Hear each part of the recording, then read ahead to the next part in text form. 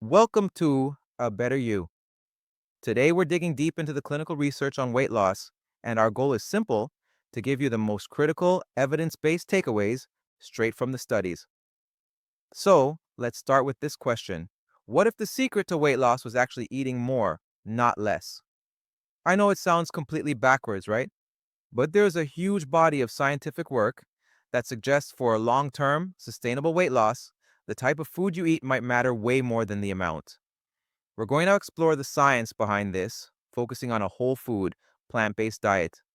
But first, before we get to the solution, we really have to understand the problem. And the truth is, the way many of us eat today is right at the heart of some of our biggest health challenges. And the research on this, well, it's crystal clear. We're talking decades of studies, all pointing in the same direction.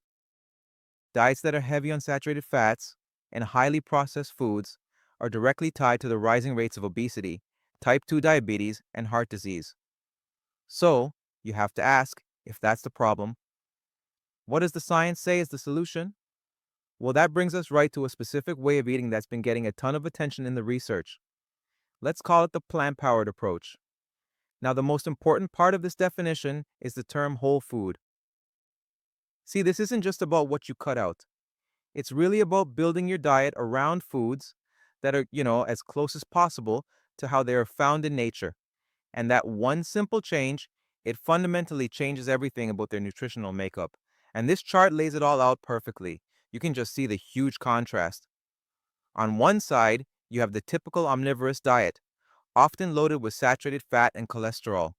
On the other side, the whole food plant-based diet, which has basically no dietary cholesterol and is absolutely packed with fiber. That one swap has massive implications for how our bodies work. So this is the big question, right? How in the world does an approach where you're told to eat until you're full actually lead to weight loss? It seems to defy logic, but it all comes down to the science of fullness. And there are three key things happening inside your body. It's really a one, two, three punch. First, you're eating foods with lower energy density. They're full of water and fiber, so you get to eat a much larger volume of food for fewer calories.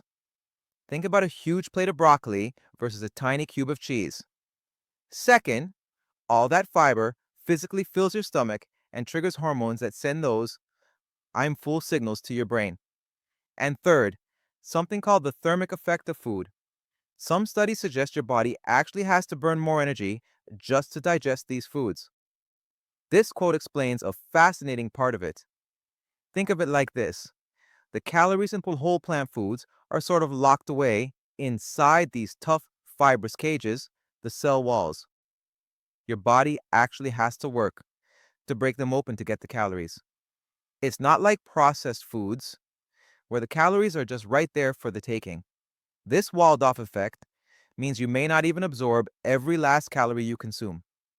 Okay? So that all sounds great in theory, but what happens when you put it to the test?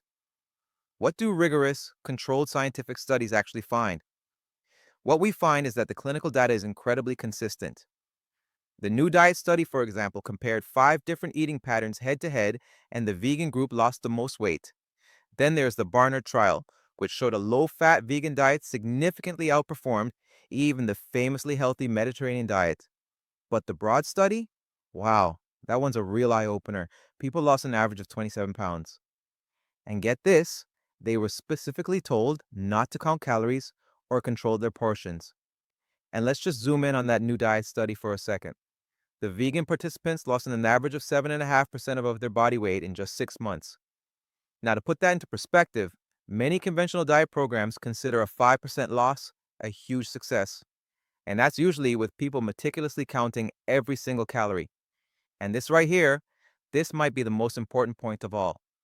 Why do most diets fail? It's simple, right? Because you feel hungry and deprived. It's just not sustainable. What's so different here is that by focusing on filling you up, this whole approach kind of sidesteps that main obstacle. It's built for the long haul because you're not constantly fighting a battle with hunger.